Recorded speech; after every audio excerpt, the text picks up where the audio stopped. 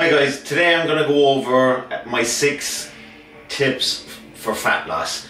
The 6 fundamental things that I apply on my online program with my clients. These, I suppose, okay, these will be the first 6 things we'd address. Now anything after this gets very specific and kind of detailed to person, but these will be the main things that I would apply with everyone. Okay, so we're going to go with number 1. Maintain a calorie deficit. Okay, so what does that mean? Calories in versus calories out. Everybody has a set figure that they need to survive every day. For example, the average female body is about 1500 calories. Now that's depending upon activity levels and so on and so forth. So when when I'm writing a plan for someone, or I'm trying to see where I'm going to go with it, you've got to assess obviously the gender, the age, then you've got to assess their activity, you know, what their job is. Are they somebody who's very active, or are they somebody who's stationary a lot, you know, either sitting at a desk or whatever the case is, and you plan it around that. So what happens is, if you're at 1500 calories and you're consistently eating over that amount of calories, you're going to put on weight. Okay, so what we do is we have a look at those numbers and we say, right, okay, 1500 calories is here. Is the person going to be exercising? If they are, you would try and have their calories at their maintenance level. So you would try and give them 15, possibly 1600 calories, and put them into a deficit through training. It just means that you can give the person more food, and then when you go for winding it back up, you can increase more food then afterwards, rather than starving people. I've seen a lot of plans where I've seen females on 1200, 1900 calories, and that's not good. It can create metabolic damage. When you're extremely low in calories like that, your body will go against you, and it'll actually go into like a starvation mode and lock down everything, and just will not you will not drop any more body fat, even though your calories are immensely low. So more calories is good, and we try and put the client into a deficit through training. Okay, moving on. So that's number 1. Number 2, eliminating processed foods. Why? So what's the deal with processed foods? You know, I suppose the thing is, processed foods, the reason why I don't like them is, if you take a packet of chicken, a packet of cooked chicken that you get on the shelf in a shop, and it says it's 100% chicken, and there's nothing else added to it, only the ingredients that are added into it. There's stabilizers, there's all sorts of horrible rubbish put in there to make it last, and preservatives to make it last longer on the shelf. Okay, now yes, it's still cooked chicken, and is it okay to eat? Yeah, probably, but I wouldn't eat it all the time. And the reason being is, if you have that packet of cooked chicken and you get 100 grams of that, then you get an actual chicken breast from the butchers, which is 100 grams, and you have that, your body will be able to digest the one that came from the butchers in twice the amount of time as the other one, because when your body is taking in all these ingredients, the preservatives and the stabilizers and all these things and all these chemicals that are going in, it doesn't know what they are, and it takes that bit longer for the whole process of you to actually metabolize that food, and it slows down the digestive process as well. So by putting in real, whole, decent foods, your body is able to do its job a lot quicker. It's able to metabolize the food quicker. Metabolism, or metabolizing, so what is that? Metabolism is your body's ability to convert food into energy. And if somebody has you'll hear people say, I have a fast metabolism or a slow metabolism, whatever the case is.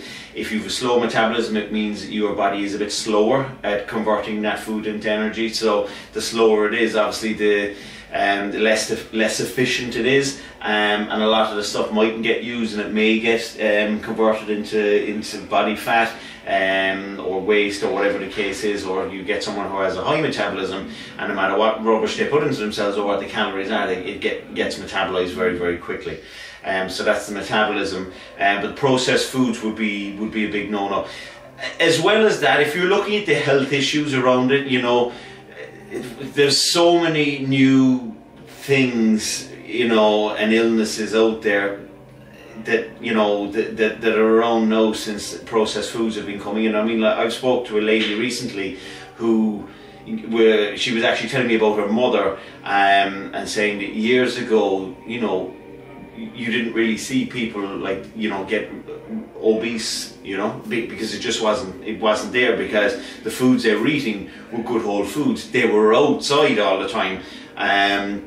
You know, there was no, you know, the activity was up, the food was good, it was good, clean, whole foods.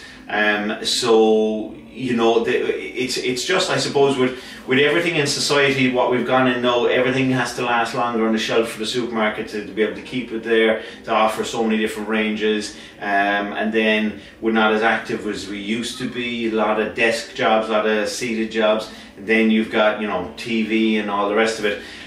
So yeah, not as active as time before. Okay, another one, number 3, is portion size. Portion size is a massive offender. Again, you pull out a plate of stuff, I could have 2 identical plates there in front of me, and, you know, they'll look exactly the same, but one could be 3 times the calories as the other one. Just because the macronutrients on the plate could be, will be greater on one than the other. What does that mean? Okay, so carbohydrate is a macronutrient, and carbohydrate is probably the biggest offender. We eat far too much of it. We don't, you know, don't get me wrong, we need it, because we convert it into glycogen, which is the energy source in our muscles. So yes, we do need it, but we have too much of it. Our eyes are normally, you know, bigger than our belly, type of thing. So if you don't have to go around weighing food for the rest of your life, because that's no way to live either. But if you use your hand as a measuring tool, that your palm size is your protein size, so your meat, your steak, or whatever it is that size. Your closed fist is your carbohydrate size, so that's going to change per person. And obviously, if you're a bigger guy, you've got a bigger fist, you need more. If you're a smaller guy, you have a smaller fist, or you're a smaller girl, or whatever the case is, then, you know, it's all relevant. Our body is a perfect measuring tool. Okay, if you put your arms out tip to tip, that's actually your height. If you go from here, if you go from your wrist to your elbow joint, that's actually your foot size. So we're perfectly proportioned, and you know, using your fist is a perfect measuring tool for you know, measuring your carbohydrate. Carbohydrate is the one, really, I suppose, that I would, you know, be very cautious of not spilling over too much, because if you top up and you've too much carb, you've too much glycogen, and not, you know, there's nowhere left for the carbohydrate to go, it gets converted into body fat. So that will be, portion size would be a big thing. Number 4, eat every 2.5 to 3 hours. So any of my clients, or any of you that are clients, will know that I get people to eat every 2.5 to 3 hours. I normally do a breakfast, mid-morning, lunch, mid-afternoon, evening meal, and then something before bed. Lots of eating, you know, there's lots of eating there. 3 main meals. You'd have your breakfast, lunch and dinner, and we'd have 3 snacks in between. The reason I do this is because I like to keep the blood sugars balanced, to keep cravings at bay.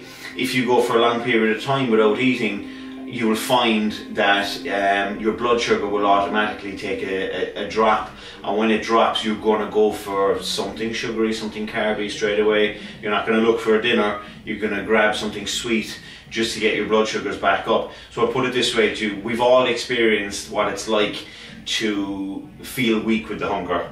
You know, you've gone for a long period of time without eating, and all of a sudden you go, oh God, I'm really hungry. And if you had a chocolate bar, or you had a fizzy drink or something like that, and you had that, it would sort you out. But if you think about it and you look at, if you look at the nutrients in what you've just put in, do you think there's enough in there to have satisfied your hunger? Absolutely not. But it was the sugar that elevated your blood sugar levels again, that made you feel that you were satisfied. But by doing that, you're creating another problem, because you're spiking your blood sugar then, because there's a lot of sugar going in from that, and what goes up comes back down. So you're creating cravings for later on in the day. So by eating every 2.5 to 3 hours, it stabilizes your blood sugars and eliminates cravings. As somebody once said to me that was doing my plan, they goes, do you know what, I never feel full, but I never feel hungry. It's a kind of weird feeling. And that's when you know your blood sugar is balanced. And the feeling full that we get is when we get stuffed and go, oh God, you know, I can't eat anymore, I'm stuffed. So by doing that, we're able to regulate and manage our portion size. We're able to regulate, manage our portion size, and we know that the right amount is going in, our blood sugars are balanced, and that's all good. Okay, also eating every 2.5 to 3 hours, this is something else as well, that you're giving your metabolism much more jobs to do during the day as well. By putting in the right foods, you're creating it to get quicker at doing its job. So it's quite a good thing, because you're training it to look for food. You're encouraging it to metabolize food, and the foods that's going in is breaking it down quicker and quicker and quicker, and that does elevate your metabolism and slowly winds it up that way as well. So that's why I like doing it. Number 5, do not take shakes as meal replacements. I'm blue in the face from dealing with people that have been using Herbalife or been using any of these other things and have created mass metabolic damage. And look, you know, there is no answer in a shake. Use the one thing that's never going to get taken away from you, which is real food. Correct it with that. You don't need meal replacement shakes. They're full of appetite suppressors, they're full of horrible chemicals that you don't know what's inside in them, and you don't know what they're doing to you, and they are not addressing the main issue that's at fault in the first place, which is your metabolism. Okay, so avoid at all costs. Okay, number 6, last but not least, exercise. It doesn't have to, you don't have to go to the gym, and you don't have to be, you know, the latest gym bunny. Even walking, being active, you know, getting steps in. If you've got a step counter on your phone, great. Or if you have a Fitbit or some way of measuring your steps, you know, trying to aim to get as many steps in as possible. Get your activity levels up, whether it be walking on the road, cycling, go for a walk on the beach, whatever, or whatever your interest, but really benefits you and releases endorphins as well, happy hormones, and it will definitely benefit you as well. Okay, so that's it. They're my 6 fundamentals that I go by. Like I said, there are other things that I would look at, you know, depending upon, case dependent, I suppose, depending on the person, depending on their background, depending on metabolic damage and so on. But they are the 6 things that we would go with first. And if you apply those and you want to lose body fat, you will definitely lose body fat. So good, hope that helps. Any questions, you can comment on the video below or message me on any of my social media platforms, which I will let in the description, and catch you in the next one.